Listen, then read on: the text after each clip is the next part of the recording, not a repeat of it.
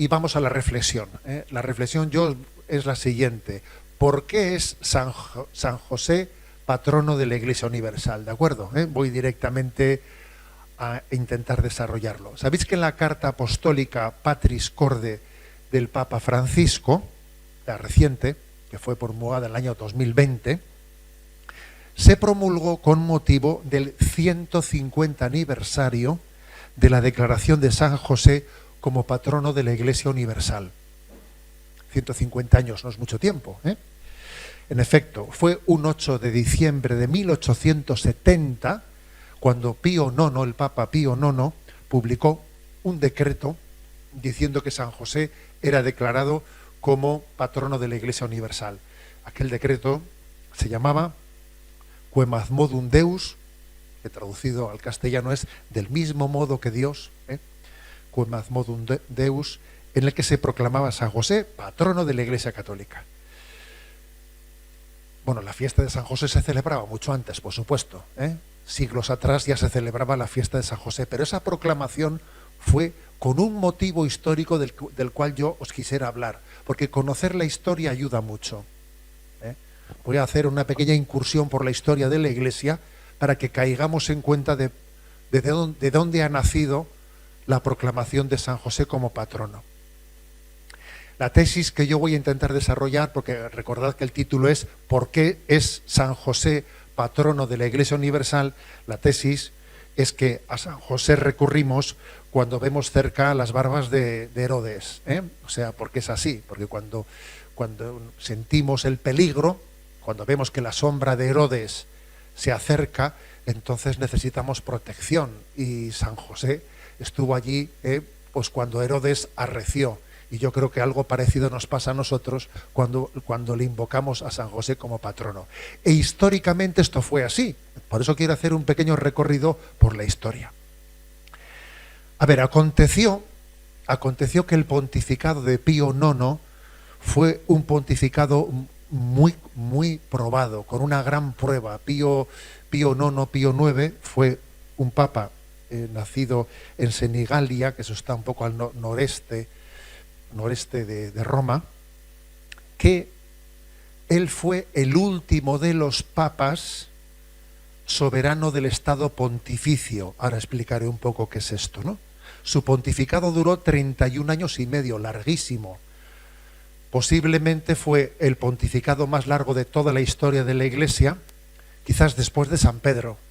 Pasa que el de San Pedro tampoco sabemos con absoluta certeza en qué año murió, pero fue posiblemente el pontificado más largo de toda la historia después de San Pedro, 31 años y medio. Y hay que decir que él tuvo una prueba muy fuerte en su vida, de persecución. Porque durante 1100 años, que se dice fácil, 1100 años, el Papa había sido soberano de un gran estado, que se llamaban los estados pontificios, que ocupaban media Italia, por lo menos. Pues el Papa, además de ser la cabeza de la Iglesia Universal, tenía como un estado. Lo que ahora es el Vaticano, que es pequeñito. Entonces eran los estados vaticanos, que era media Italia o algo más.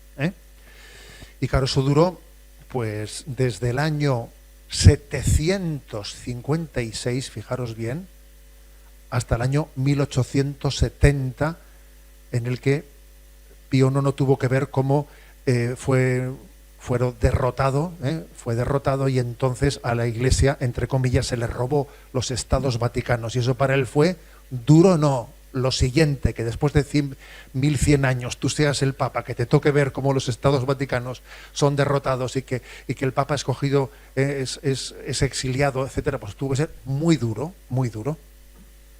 ¿Cómo se explica esto un poco de los estados pontificios, etcétera? Bueno, la mentalidad de aquel tiempo era que el poder temporal y el espiritual estaban muy unidos.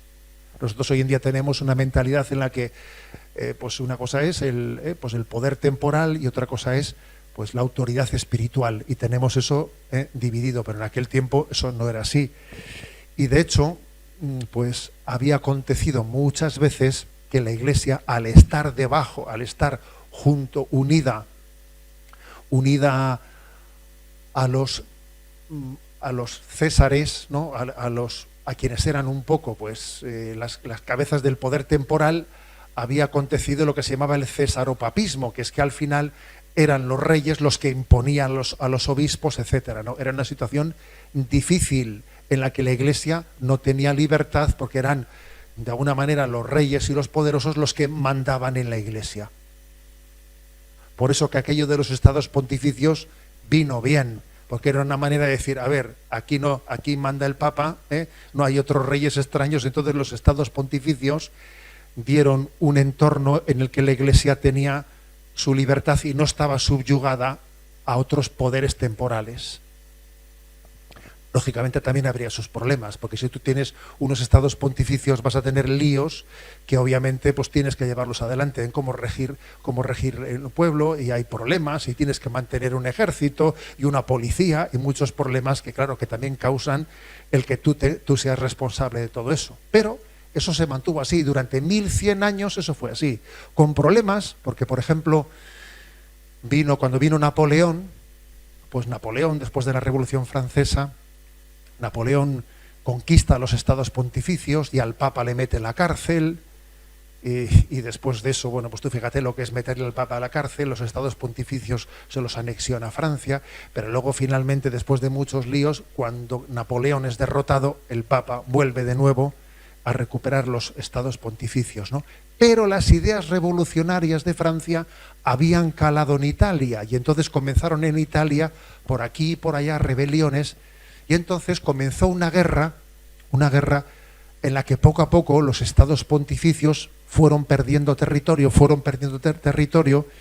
y al Papa Pío IX le tocó el momento tan duro de la historia de tener que ver cómo el rey Víctor Manuel II terminaba con los estados pontificios, conquistaba Roma, el Papa salía corriendo exiliado, ¿no? Y le tocó ver ese momento tan duro. Además, resulta que se estaba celebrando el Concilio Vaticano I y tuvieron que interrumpir el concilio porque venían las tropas, ¿no?, de Víctor Manuel, y entonces de repente la Iglesia perdía los estados pontificios. Hoy en día nosotros esto lo contamos como un pasaje más de la historia, pero en aquel momento lo vivirían diciendo, madre mía, que se termina la Iglesia, ¿sabes? Que se termina la Iglesia, lo estarían viviendo como una prueba durísima. Y en ese contexto es cuando el Papa, viendo esa prueba tan fuerte, el Papa se quedó exiliado, o sea, se quedó como exiliado dentro del Vaticano. Allí se quedó exiliado. No salía fuera, y hubo una gran tensión, porque él insistía, ¿no?, a todos los católicos que resistiesen, que no cediesen, ¿no?, aunque hubiese ganado la guerra, ¿no?, pues el rey Víctor Manuel, que no colaborasen con él, que cuando convocaba elecciones, que no participasen en las elecciones. Pero claro, el Papa Pío IX se había quedado solo metido, exiliado, y aquello era difícil sostenerse, ¿no? Muy difícil sostenerse. La providencia quiso que el rey Víctor Manuel muriese un mes antes que Pío IX, porque claro, el Papa le había excomulgado a Víctor Manuel por haber hecho eso, estaba excomulgado. Y mira, y Pío IX, como fue a morir Víctor Manuel, antes de que muriese, le levantó las excomuniones, permitió que recibiese los sacramentos y que el otro muriese reconciliado con la Iglesia, ¿sabes? Y un mes después ya falleció el Papa.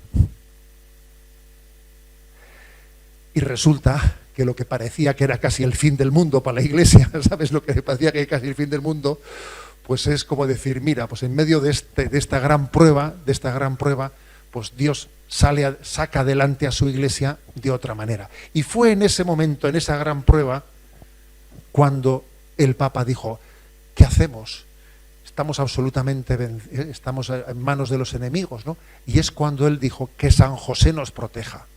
Y fijaros, dice él, y puesto que en estos tiempos tristísimos la misma Iglesia es atacada por doquier por sus enemigos y se ve oprimida por tan graves calamidades que parece que los impíos hacen prevalecer sobre ella las puertas del infierno, los venerables obispos de todo el orbe católico, en su nombre y en todos los fieles a ellos confiados, elevaron preces al sumo pontífice para que se dignara constituir a San José patrono de la Iglesia. Y al haber sido renovadas con más fuerzas estas mismas peticiones y votos durante el Santo Concilio Ecuménico Vaticano, nuestro Santísimo Papa Pío IX, conmovido por la luctuosa situación de estos tiempos, para ponerse a sí mismo y a todos los fieles bajo el poderosísimo patrocinio del Santo Patriarca San José, quiso satisfacer esta gran petición y declaró patrono de la Iglesia Católica a San José. Es decir, que San José fue invocado en el momento de la prueba más dura que tuvo la Iglesia. ¿Sabéis? No fue la única prueba en la historia de la Iglesia, porque la historia de la Iglesia, aunque en este momento también lo estemos pasando bastante mal, viene bien conocer un poco la historia y saber que ha habido muchos momentos históricos en los que hemos estado con la soga al cuello. Eso viene muy bien saberlo, para que así también uno diga, a ver, Dios nos sacó y nos sacará de esta. Y nos sacará de esta. Decía Chesterton, ¿no?, que en la Iglesia había habido 5 momentos en la historia en los que había estado a punto de desaparecer, pero que había resucitado, porque la Iglesia es discípula de aquel que salió del sepulcro. Entonces, si la Iglesia salió del sepulcro, si Jesús salió del sepulcro, la Iglesia también sale de situaciones. Cuando, por ejemplo, fijaros, San Agustín, él fue testigo de cuando el Imperio Romano, que se había hecho cristiano, después de que el Imperio Romano, que persiguió a los cristianos, se hizo cristiano, de repente, cuando ya se había hecho cristiano, ahora venían los bárbaros y acababan con el imperio, ¿no? Y cuando San Agustín veía cómo estaban a punto ya los bárbaros de conquistar el Imperio Romano, algunos decían, este es el fin del cristianismo, es el fin, aquí se acaba todo, fíjate tú. Y los bárbaros conquistaron el Imperio Romano, pero se hicieron cristianos, ¿sabes? Es decir, ha habido muchas situaciones en la historia en las que parecía que estábamos a punto de morir, ¿no? Como por ejemplo, que igual también muchos no lo conocen. Después resulta que dos emperadores del Imperio Oriental con capital en Bizancio, 2 emperadores, Constancio II y Valente, se hicieron arrianos, es decir, de una herejía que decía que Jesús no era Dios. Y claro, como eran emperadores, ¿qué es lo que hicieron? Como tenían su poder sobre los obispos, les empujaron a los obispos a hacerse arrianos y de repente la Iglesia parecía que se había convertido en arriana. Hay un historiador que dice, la Iglesia de repente se despertó arriana. Todos los obispos, claro, se sometieron al emperador. Únicamente hubo 2 o 3 valientes, uno de ellos llamado Atanasio, que dijeron, pero ¿cómo? Jesucristo es verdadero Dios y verdadero hombre, y los exiliaron, les dieron palizas, pero aquellos 2 o 3 obispos salvaron a la Iglesia cuando parecía que la Iglesia había acabado sus días y se había convertido en una herejía. Eso también ocurrió en la historia de la Iglesia, que la mayoría de los obispos se hicieron arrianos y que hubo allí San Atanasio y 2 más salvaron aquella situación. Y viene bien recordar también que España entera se hizo arriana. En nuestra España se hizo arriana, ¿sabéis? Y fue en el año 587 con la conversión de Recaredo cuando España se hizo católica y salió del arrianismo y se hizo católica. O sea que hemos pasado pruebas gordísimas en la historia de la Iglesia. Hemos salido de muy gordas, ¿eh? Y la Iglesia ha aprendido a invocarle a San José en las grandes pruebas. Por eso digo que en el fondo el patrocinio de San José nace de cuando uno ve la sombra de Herodes cerca, se acuerda de San José. Porque es así, San José siempre fue patrono y protector en la vida ordinaria, en el día a día. Pero ¿cuál fue el momento más fuerte de San José? En ese momento en que apareció el ángel y dijo, toma a María y al niño y llévatelos a Egipto corriendo. Llévatelos. Ese fue el momento en el que el patrocinio de San José brilló especialmente, en el momento en que Herodes iba a matar al niño, en el momento en que el maligno quiere acabar con la Iglesia. Ese Herodes matando al niño es imagen de Satanás que odia a la Iglesia, la odia y quiere acabar con ella. Y ha habido muchos momentos históricos en los que parecía que lo conseguía, pero San José ha cumplido su cometido de ser protector, de ser custodio. de ser custodio. Entonces, yo creo que tenemos que entender, esta es el motivo último por el que la Iglesia recurre a San José como gran custodio.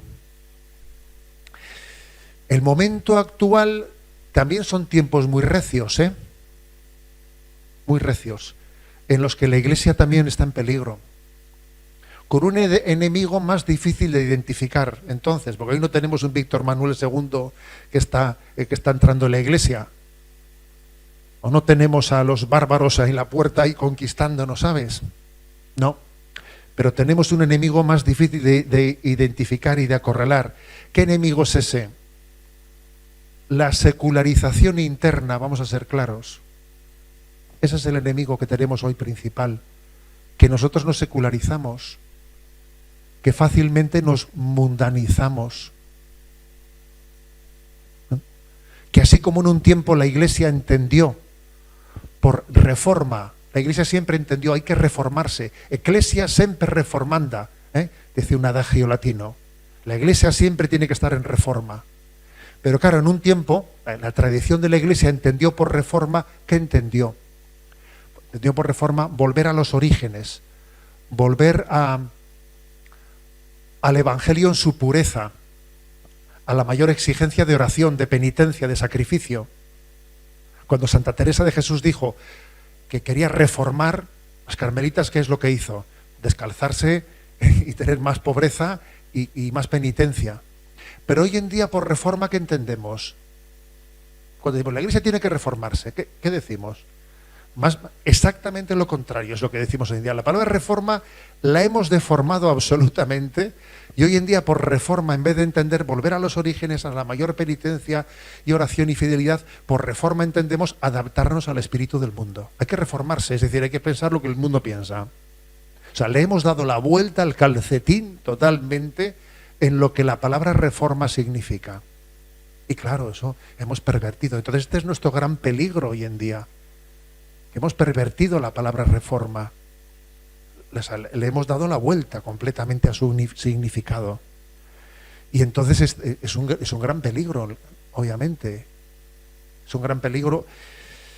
Y entonces, ante este gran reto que tenemos, de nuevo, como aconteció con Pío IX, cuando veía que Víctor Manuel acababa con los estados pontificios, a ver, la Iglesia puede vivir sin los estados pontificios, ¿sabes? De hecho, verdaderamente es muy interesante que la Iglesia tenga unos 40 hectáreas en los estados vaticanos, que sea un pequeñito estado. Es interesante, pues porque de alguna manera le da una cierta independencia, le da la posibilidad de tener pues una interlocución en los estados, en las Naciones Unidas, al ser un pequeño estado. Es muy interesante, ¿no? Pero vamos, que si nos quitasen también los estados, el Vaticano, si nos lo quitasen, la Iglesia Católica iba a vivir también sin Estado Vaticano, Sin embargo, si nos quitan la fidelidad al Evangelio y a la doctrina de Jesucristo, y si nos hacen entender que la Iglesia tiene que acomodarse al pensamiento de este mundo, ahí sí que estamos acabados. Ahí sí que estamos acabados. Entonces, la razón por la que Pío IX en aquella prueba tan fuerte que él vivió, que a él le parecía que se acababa la Iglesia, ¿no? Se equivocaba. Pero la razón que él tuvo para ponerle a San José como patrono de la Iglesia, la tenemos hoy 153 años ya, ¿no? Después, nosotros muy renovada, pues porque también la prueba de la Iglesia ahora es muy fuerte, y es la secularización interna. Entonces, tenemos nosotros que pedirle a San José que nos dé el don de fidelidad, fidelidad, fidelidad.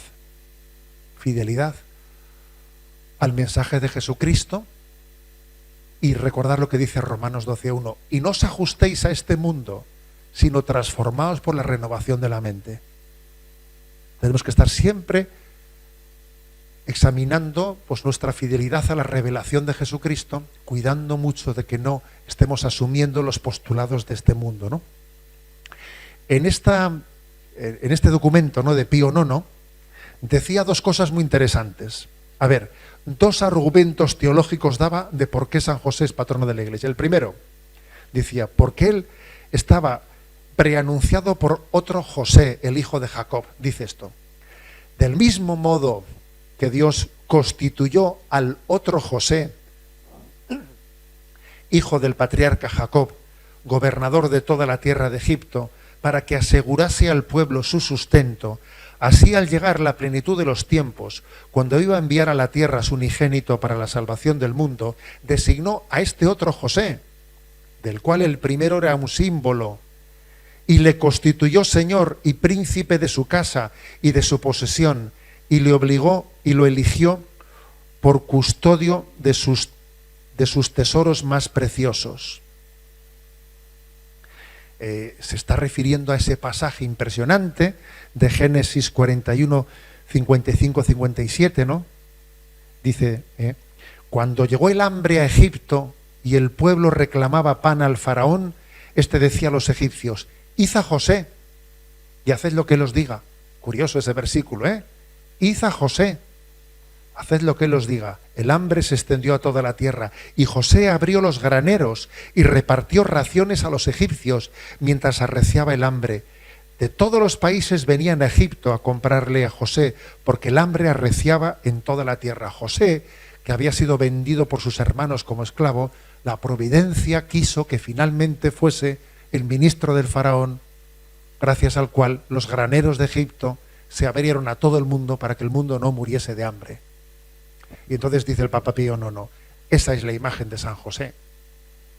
Es decir, esa historia,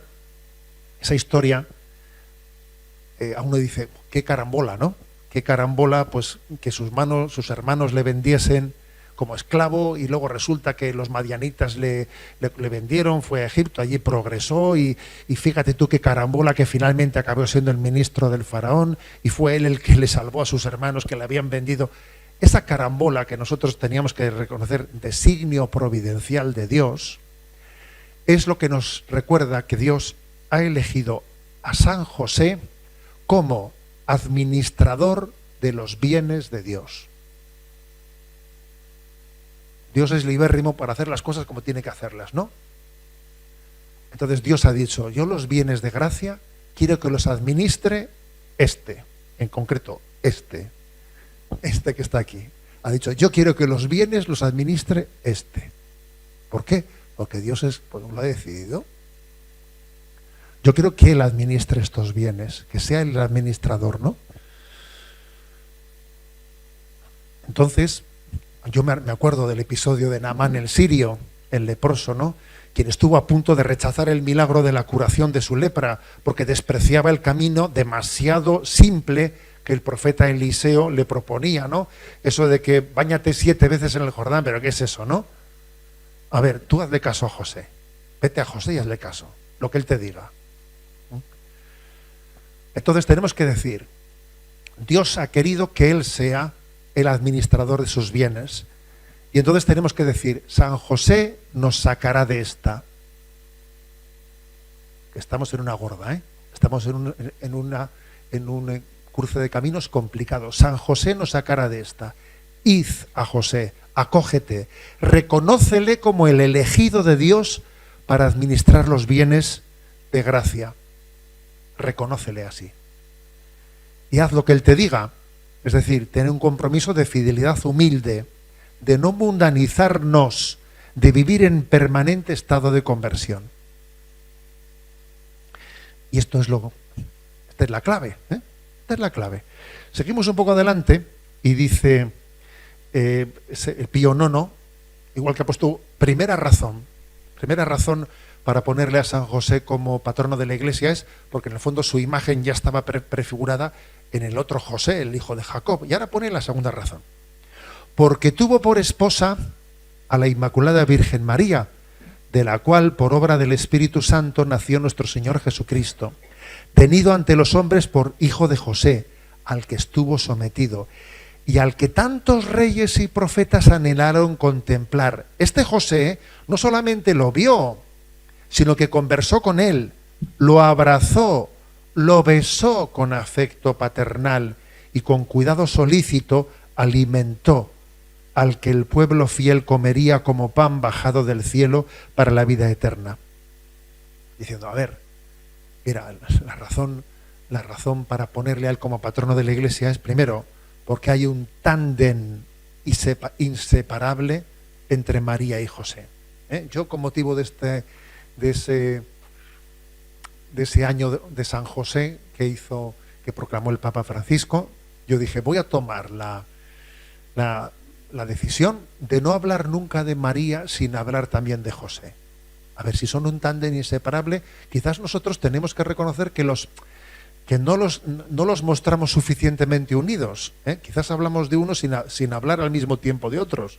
Deberíamos de mostrar también en la imaginería. Igual en la imaginería también nos ha faltado la imagen de María y de José agarrados de la mano, unidos ellos.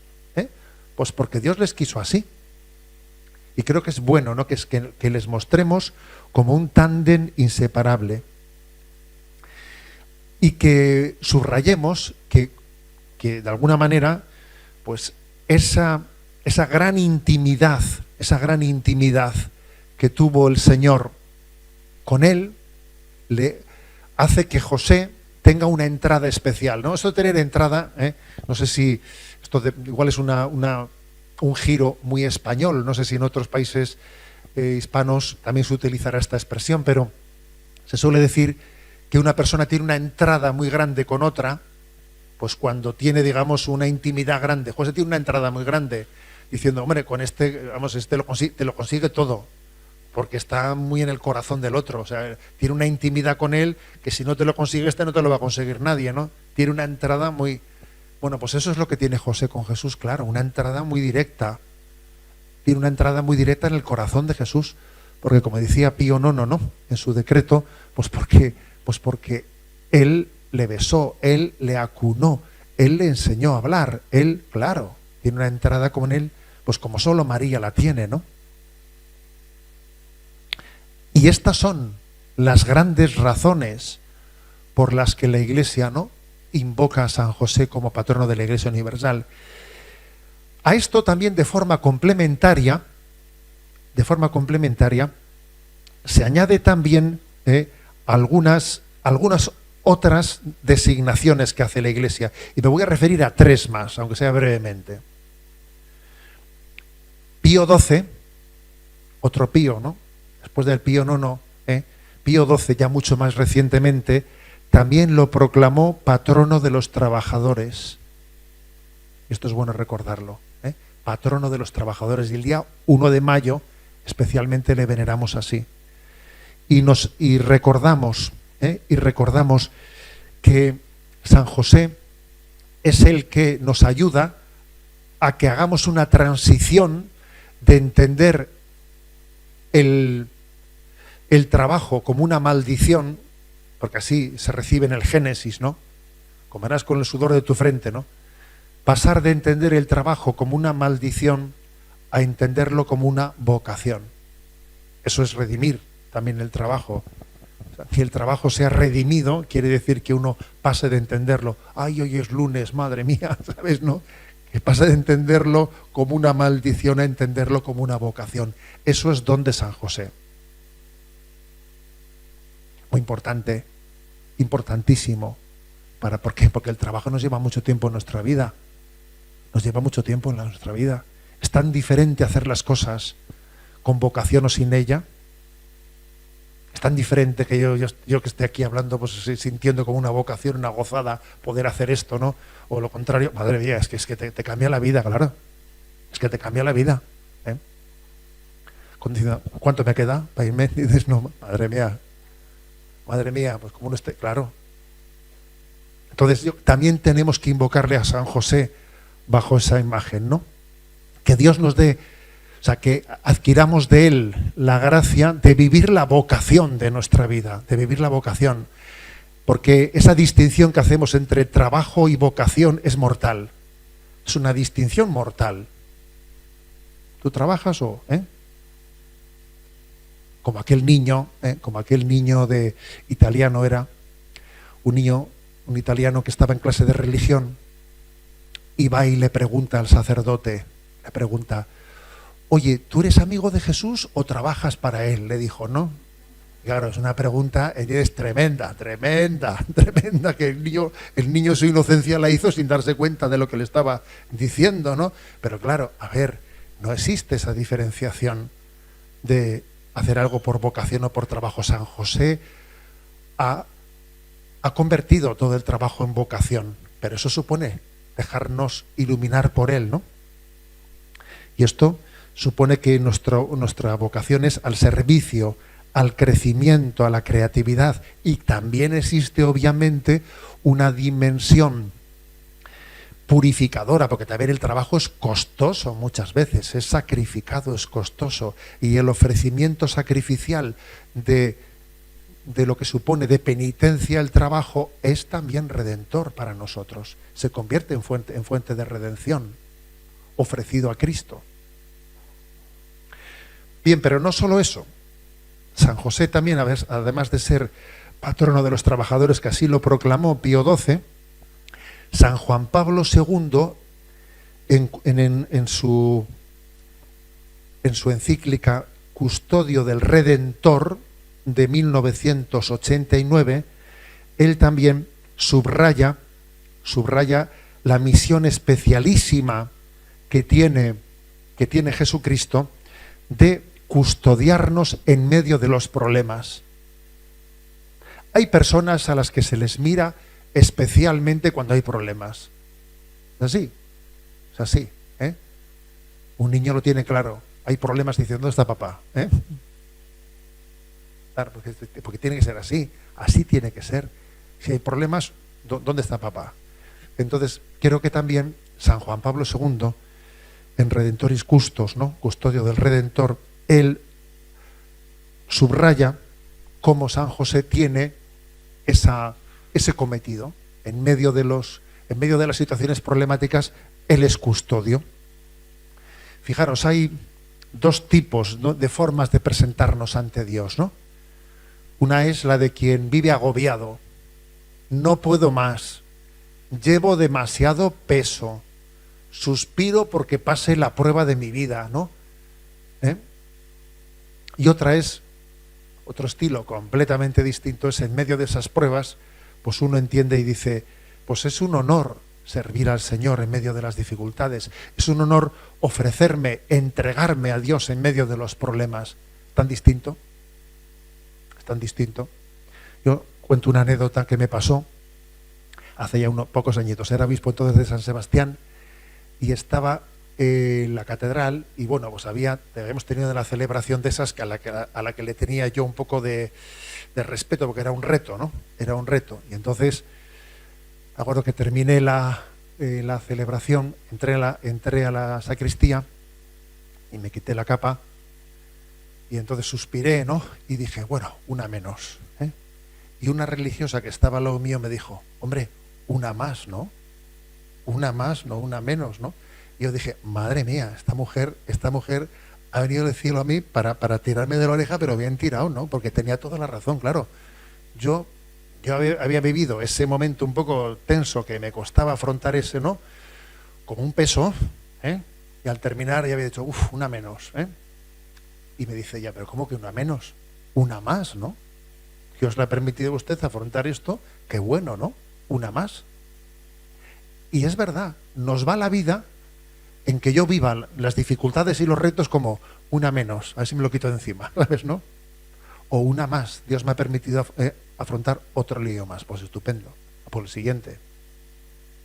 ¿Es tan distinto eso? Es tan distinto vivir como una menos, ¿eh? A decir, una más, venga, a por la siguiente, ¿no? Eso yo creo que eso creo que es el espíritu que San José nos quiere dar. Él es custodio, pero es un custodio en el que en la forma de afrontar los problemas, en la forma de afrontarlos, vamos, o sea, hay muchas maneras. Esto es como los tenistas, ¿no? Que no es lo mismo que un tenista esté en la parte de atrás del campo devolviendo la pelota que casi está perdida, intenta devolverla, a que suba a la red hasta arriba y desde arriba gane el tanto, ¿no? O sea, nosotros tenemos no que estar atrás devolviendo la pelota que casi no llego a ella y estoy agobiado. No. tú el partido lo tienes que ganar subiendo arriba a la red, y afrontando los problemas con confianza, sabiendo que no estás solo, diciendo una más, porque es que soy custodiado, porque no afronto los problemas en soledad. Dios me protege, Dios me acompaña. Y esto me da pie, pues para hablar del último título de San José. ¿Y cuál es el último título de San José? Pues seguro que alguno ya se lo ha imaginado. Patrono de la buena muerte. Patrono de la buena muerte, que es un título clave.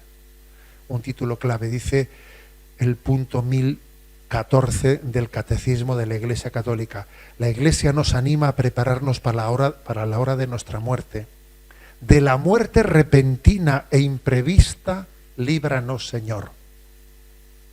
A partir de la Madre de Dios que interceda, a pedir a la Madre de Dios que interceda por nosotros en la hora de nuestra muerte, y a confiarnos a San José, patrono de la buena muerte. Claro, es que es tan distinto esto, fijaros, La Iglesia pide de la muerte repentina e imprevista, líbranos, Señor. Es que es curioso esto. ¿Cómo? O sea, ¿hasta qué punto el mundo nos cambia la mentalidad? ¿Qué se entiende hoy por buena muerte? Pero qué buena muerte ha tenido. Se ha muerto sin darse cuenta de nada. Madre mía. Eso es exactamente lo que el mundo entiende por buena muerte. Es que, ya está. No se ha enterado de nada, oye. Pues fíjate, nosotros en las letanías decimos: de la muerte repentina e imprevista, líbranos, Señor. Fíjate tú hasta qué punto el mundo nos puede cambiar los valores. Por supuesto que uno puede tener una muerte repentina e imprevista y siempre estará en manos de Dios. Pero en principio lo que uno quiere es preparar su muerte y vivir su muerte mirándola y recibiéndola, como San Francisco de Asís dice: y por la hermana muerte loado mi Señor. Es mi hermana, la hermana muerte, loado mi Señor. Y resulta que hoy en día, por ejemplo, se está recurriendo, pero de una manera ya, yo diría ya absolutamente generalizada, a que la sedación sea la forma en la que todo el mundo fallezca. Pues claro, una cosa es que alguien haya que recurrir a una sedación porque tiene una serie de dolores o unas reacciones en las que pues sea lo prudente que haya una sedación, pero otra cosa es que la sedación sea la forma en la que todo el mundo muera. ¿Para qué? Pues para que no se dé cuenta de que tiene que morirse, para que no tenga que afrontar la angustia de ver que se muere. Oiga, pues que yo quiero preparar mi muerte, es que yo quiero despedirme orando, yo quiero despedirme rezando. Yo quiero decir mis últimas palabras como Jesús las dijo en la cruz: Padre, a tus manos encomiendo mi espíritu. Yo quiero morir de esa manera. Entonces, fijaros hasta qué punto se invierten las cosas en nuestra sociedad, ¿no? Existe una costumbre en algunas congregaciones religiosas, por ejemplo, las carmelitas descalzas, que cuando fallece una de ellas suelen escribir como una carta de cómo ha sido su vida y su muerte. Y te cuentan, se recibe la carta y te dicen: nos juntamos todas en la celda, estuvimos rezando, acompañándola hasta las 2 de la madrugada, ella repetía esta ejaculatoria, pam, pam, pam, y te impresiona eso, diciendo: mira, estas como acompañan a una hermana suya para que sus últimas palabras y sus últimos sentimientos sean una entrega a Dios. Y nosotros hemos hecho de la muerte algo que no sabemos ni dónde esconderlo. Es un tabú que tenemos que esconder de alguna manera. Y ya en el colmo de la desvergüenza, la palabra buena muerte, sabéis que en griego es eutanasia. O sea, resulta que hemos dicho que la buena muerte es matar, que es la eutanasia. Ya es el colmo de la perversión de los conceptos, ¿no? Por eso San José en este momento tiene más actualidad que nunca, porque nos enseña a vivir y a morir. O sea, aprender a amar, custodiarnos, aprender a ser humilde, aprender a entregarnos, aprender a dar la vida, aprender a morir, ¿no? El objetivo de nuestra vida es vivir y morir en gracia, vivir y morir en gracia. Concédeme, San José, vivir y morir en gracia. Lo importante es la voluntad de Dios. Adecuar en todo mi voluntad a la de Dios y no pretender adecuar a la voluntad de Dios a la mía, ¿no? ¿Cuál es la voluntad de Dios? Pues que seamos santos, que nuestra felicidad sea vivir en gracia, ¿no? Por eso, fijaros, ¿no? Ese punto del catecismo dice, habrías, el 1014, ¿no? Tiene una cita de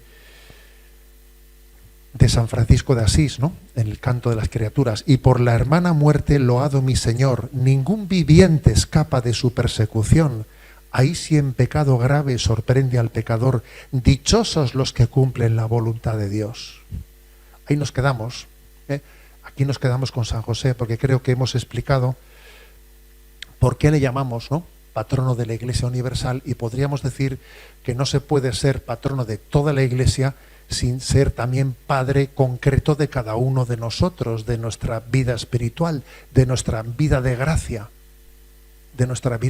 ser padre de la vida de gracia, ¿no?, de cada uno, custodiar nuestra alma para vivir en gracia de Dios. Yo me imagino a San José y a María teniendo como su cometido principal que vivamos en gracia de Dios, que nuestra alma sea templo del Espíritu Santo. Gloria al Padre, al Hijo y al Espíritu Santo, como era en el principio, ahora y siempre, por los siglos de los siglos. Amén. Muy bien.